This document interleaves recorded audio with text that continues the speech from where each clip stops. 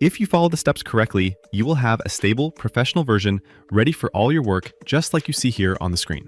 So right now, while I show you the installation process, I need to discuss some specific things regarding the setup, because security checks have become aggressive lately. So listen closely to avoid unwanted notifications. First of all, regarding the system protection, if you see the setup fail at around 5 or 90%, it is likely your Defender or antivirus blocking necessary library components. The software relies on these files to operate independently, so check your protection history and restore them. Otherwise, it won't open. Secondly, let's talk about the internet connection.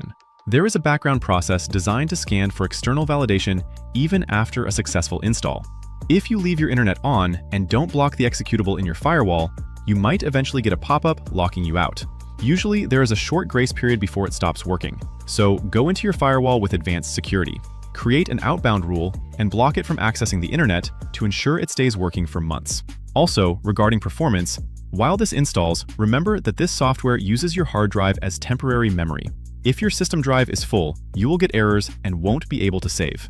Make sure you have enough free space or assign a secondary drive in the preferences. Regarding AI features and advanced tools, usually these require cloud processing, which won't work in offline mode unless a local library is included. So check the README file for extra packages.